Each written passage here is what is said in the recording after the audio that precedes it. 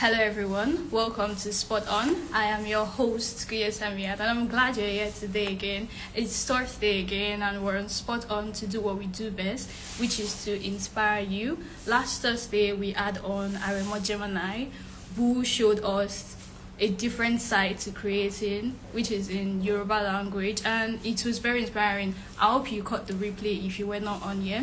Today, we're thrilled to welcome the radiant Joy Ufomadu, who is a storyteller, an author, a singer, and a songwriter. We're bringing her on to Spot On to inspire you. Joy is the creative force behind Chinyere, the children's book series, and her stories spark self-love, imagination, and identity in young readers. Isn't that inspiring already? She was once a dedicated teacher, then she moved to being a published author, and then a recording artist. So from storytelling to wellness, Joy's mission is actually consistent. She intends to craft meaningful content which inspires young readers and uplifts them into being creatives,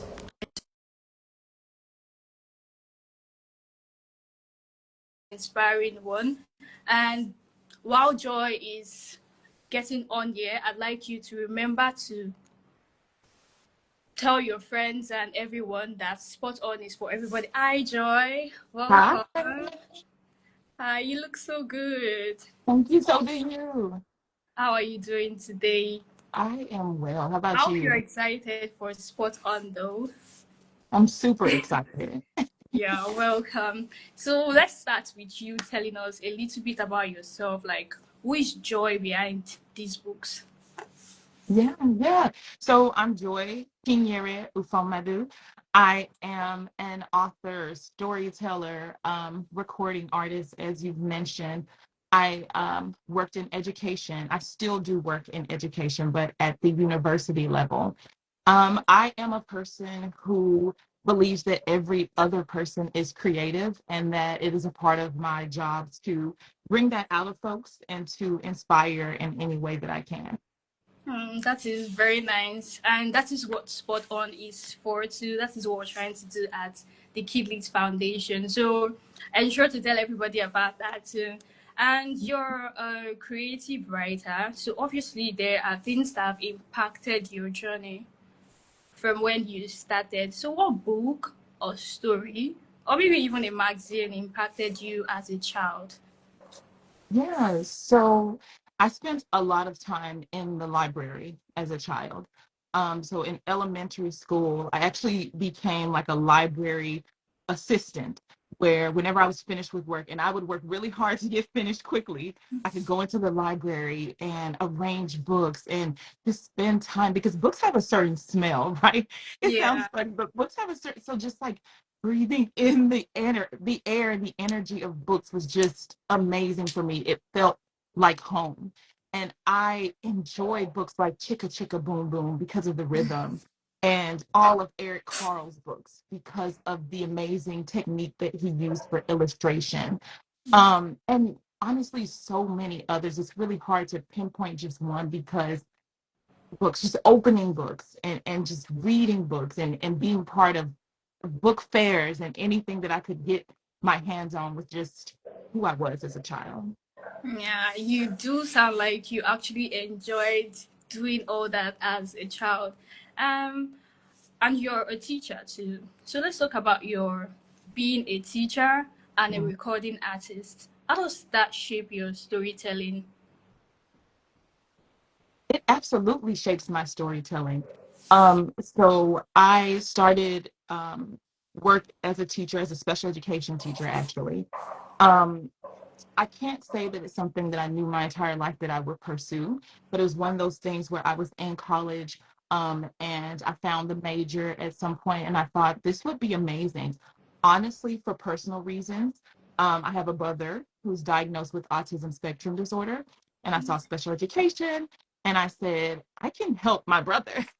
Yeah. And I knew that inadvertently I would be helping so many other children. But it really started as that, and I channeled wherever I was years ago when I was working with my little brother, and I said, I'm going to be the teacher and you'll be the student. And we learned songs together and we did arts and crafts together. So that childhood moment kind of came back to me in college. I majored in special education, became a special education teacher, working with students with disabilities and students who did not have disabilities. And just, in that, you had a variety of learning levels, learning styles, children from different backgrounds. And you had to learn a way as a teacher to reach all children. Yeah. You had to find ways to keep them interested and engaged. You had to be interested in them and in their development. And from there, I would create like stories. I would create short stories. I would create poems and use them in my lessons. And so it just kind of was like a natural progression from doing that, and even writing as a child, that kind of led to me actually authoring books. Yeah, that makes sense because teaching is one thing, but actually teaching for a child to understand at Mhm. its own level is another thing. And that's really appreciated because you actually thought about those children when you start writing your stories to work with them. And each child is different. You can't teach one, the way will teach the other. So culture, it's supposedly the way of life, and there's no way you're a storyteller and your cultural background has not had any effect on your storytelling. So how has yours if affected your storytelling? Yeah, absolutely. So, culture. I was born in the south of the United States, but I'm very much Nigerian. My parents both from Abia State. Um, and storytelling was a part of our lives. We would sit around in our living room and listen to my dad tell us cultural stories. He would say, my dad told me this story. And we would listen to the same story over and over again. But it's just something about the annotations and, there's suspense, but you know what's going to happen. But we just enjoy the suspense of the story. And all of the stories were imaginative, right? And we disconnected with reality and listened to the stories. And it just, again, was like a natural progression to wanting to create your own stories because storytelling was such a huge part.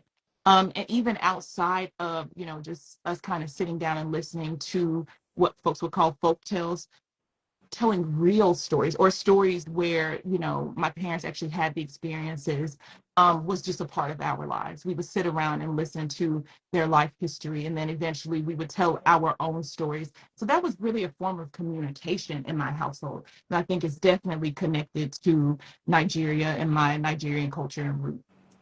Yeah, and it does look like your parents actually brought Nigeria to you because we hear and we see our grandmas and our older people putting us together in circles and like telling us stories. So your parents actually brought the Nigerian culture all the way to wherever you guys are. And that makes a lot of sense because it brings your cultural background, it makes it thrive in you. So we've talked about culture, we've talked about you being a teacher. Let's talk about your book, Chinyere, the series. How Yes. did that even happen? So, I just wrote about my experiences. This was the first sort of installment in the series, and it's just Piñera. And it was really my life experience. So I was born in and grew up in the state of Alabama in the United States. We lived in a very small city, small but historical city, Selma, Alabama. And I grew up, myself and my siblings, honestly feeling kind of out of the loop, right? So we shared some similarities with our classmates, with our church members and everything, but we knew that we were culturally different. We didn't have the words for it at that time, but we definitely felt that. And folks let us know that, children, sort of have their ways of letting you know, oh, you're a little different from me. And so, just to speak for myself, I kind of internalized that, felt very disconnected from my culture, had the thought that like I can't wait to get married because my name won't be Ufonadu anymore. I'm gonna have an American name. And just wanted to, gave myself a nickname Riri. And I'm like, they're not gonna know. I'm gonna come in and I'm gonna be Riri in school. And they're not gonna know that I'm Nigerian. And so that's really what Chinyere, the book, was actually about, a coming of age story of a preteen getting to middle school. And middle school is sort of where you start to notice your differences. You know, a lot of times in elementary school, people are just playing. You're not thinking about what folks are wearing or what they're eating for lunch. But in middle school, folks start paying attention. And so Chinyere is sort of having that first experience of being teased, which was my true life experience, being teased because of being Nigerian, being teased because of my name and my Nigerian features. And so she's having that experience. And so we get to see her navigate that and go through the ups and downs of, I don't want to be this, to, you know, kind of going through a storytelling moment with her parents and really finding out the origin of her name and who she is. And we see how she ends up sort of transforming with that experience of being teased and realizing that she's culturally different from her peers. Yeah, and when you're in a space where you feel out of place and you feel culturally different, there's Mhm. a need for actual identity. And I think you portrayed that in Chinyere, the Yes. series. And I would like to ask you, why was it so important to, hammer on themes like self love and imagination in this book? Yeah, absolutely. So I think it was really important, you know, even in the entire series, because there's Chinyere. I don't have Chinyere's brother with me. And then there's also the last book in the series, Chinyere and the Words That Grow, Grow, Grow. Chinyere's brother talks about disability, autism spectrum disorder, which is another difference. And we can also talk about that as a cultural difference, right? The disability culture and the disability community. But that's about advocacy, that's about family and, you know, sort of, again, our story, our reactions to finding out my brother's diagnosis and how we experience that. And then Chinyere in the Words That Grow, Grow, Grow is about using words, the power of words and your imagination and sort of becoming those words. But I think those things are important because children are important. And you can make so many changes as an adult, hopefully, if you're lucky to be able to do that. But as a child, that's really where you're really building that foundation. And I just thought that it was important to create meaningful stories where children are using their imagination and realizing the importance of imagination and sort of creating their own worlds. And the importance of advocacy. So you may not be a person with a disability, but I'm sure you know somebody, or there's somebody in your community. And understanding communication, right? Books of communication. There are folks with certain disabilities are who communicate differently. So understanding that all forms of communication are important. I think that it was important to embed those themes, but again, make them interesting and make them exciting and work with illustrators who do great work like this that'll make a kid be like, I want to read that. Yeah, and I can see your book already, and it looks amazing. And from what you've explained Mhm. to me, I am interested in your book. And for our viewers who are actually interested in reading and seeing your work, how do they go about that? Yeah, yeah. So major websites like Amazon, Barnes and Noble. I have a website that's chinye.com, and they can always visit that and buy it direct from the author.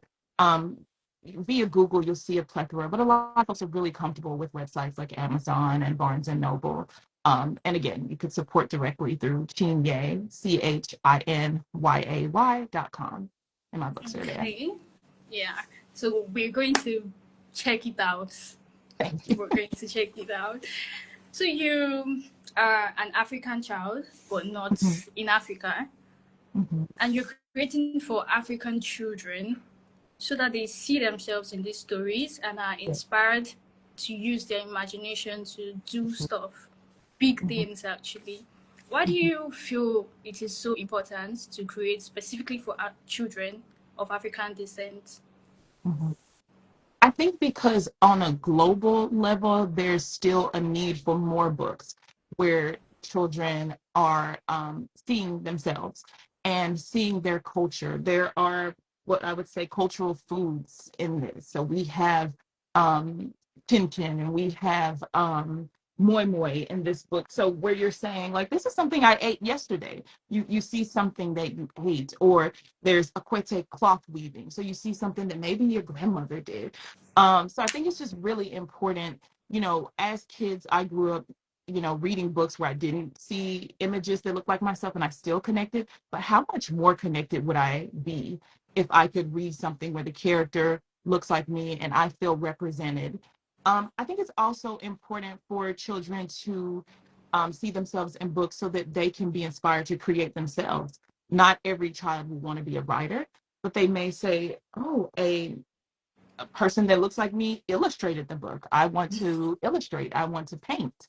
So I think it's just really important for African children to embrace the long history of storytelling that's within our culture through books, to create their own stories, and to, again, understand the importance of that.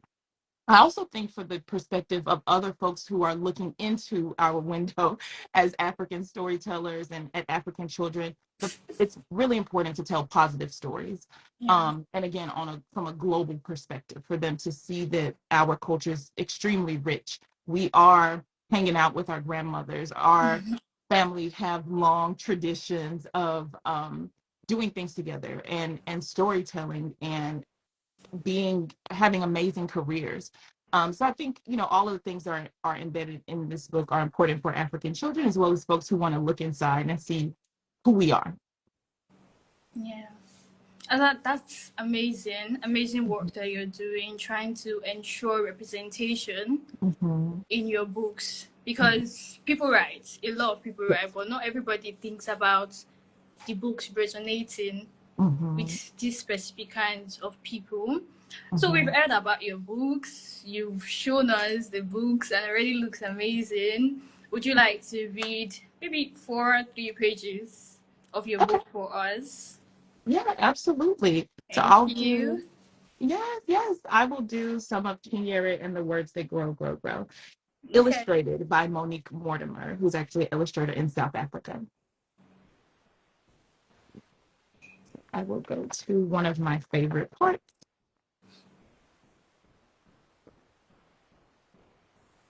All right. Yeah. So it says, these words will help you shine and bloom, Mama Mary said with a dance. She told me to say the words every day.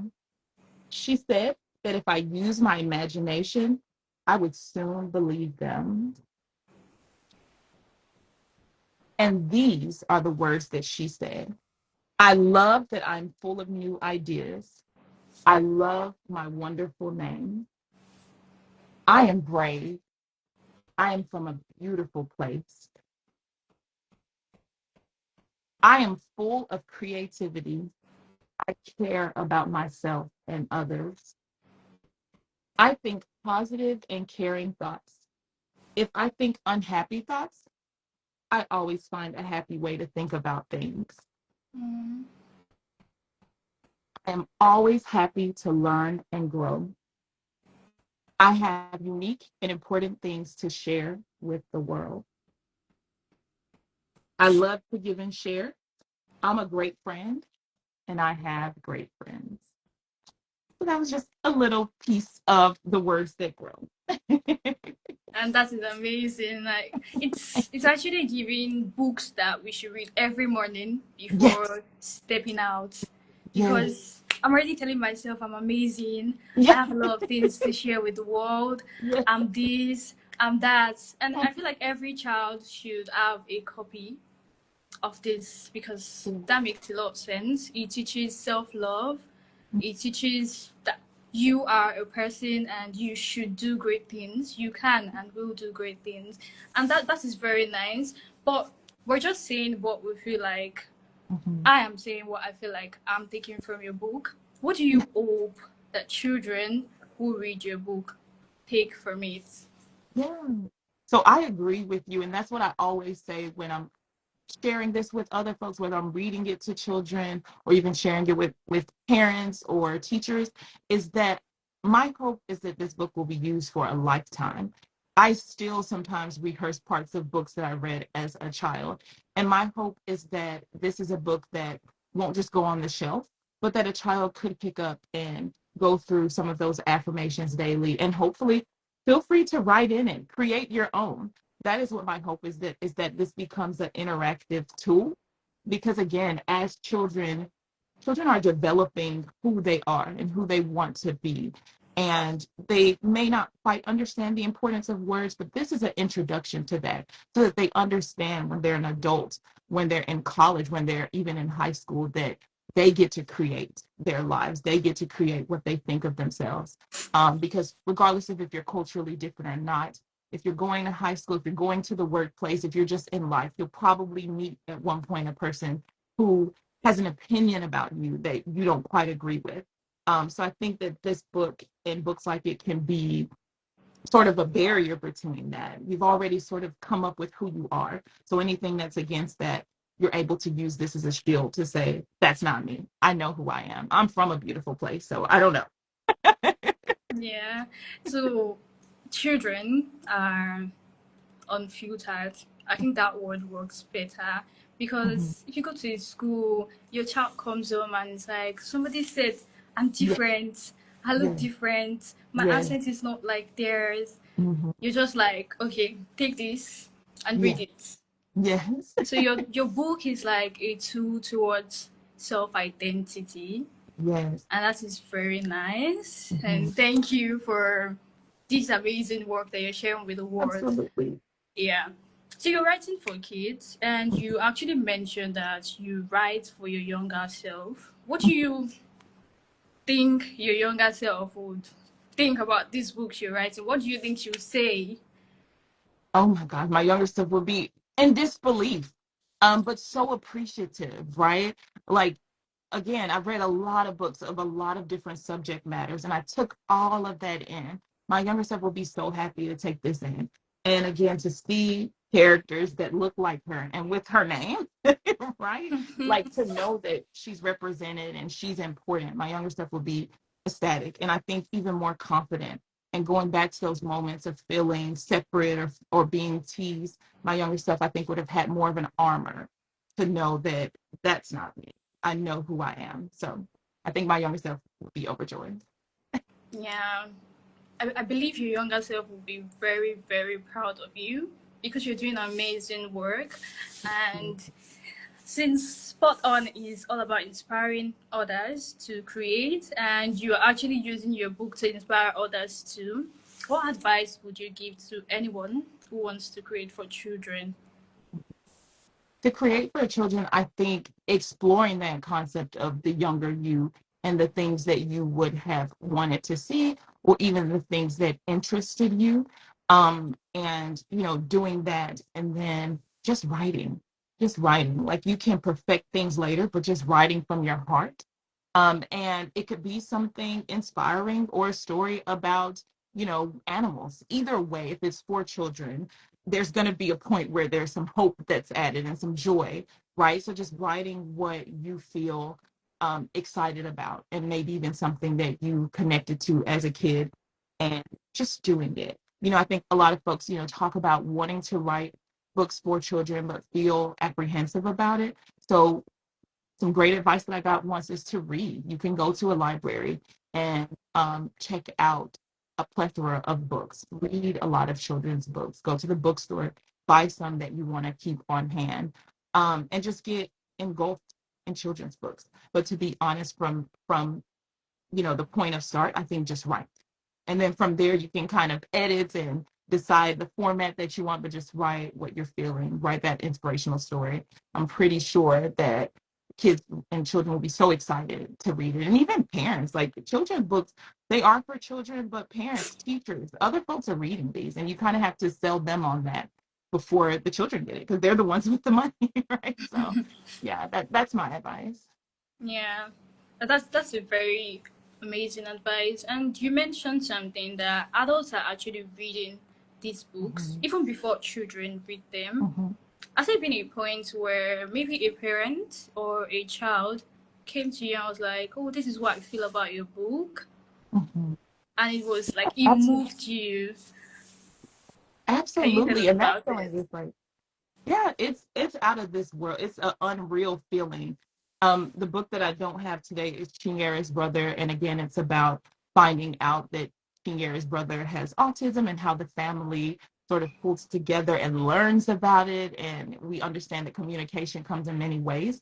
And I was a vendor at an event, and a woman came up and she read the book, and she said that she has autism spectrum disorder, and she was like, "I really appreciate the fact that you didn't make Year's brother a victim. You made it very clear that he had a voice, even if he communicated differently." And she was like, there are many books that are about disability that just are sad and make it seem as though it's a bad thing. And she's like, you actually made it look like a good thing. And she purchased the book, and that was the biggest, best review I could have ever gotten in life. So that's one that really sticks out to me, that lives with me. Yeah, and I think that's the biggest reward from writing and creating. So keep doing it because we like to read more of your work. Thank Yeah. you. So we've come to the end of Spot On. Thank you so much for sharing your story, your beautiful art, and your work with us today. And to everyone watching, do check out Chinyere's work and our books on our page and our website. And don't forget to follow our page at the Kid Leads Fest across all platforms. And remember, if you know anyone who should be on Spot On, tell them to go on our website and register to be a guest on Spot On. We don't filter out people. Every creative, your voice should be heard. So until next Thursday,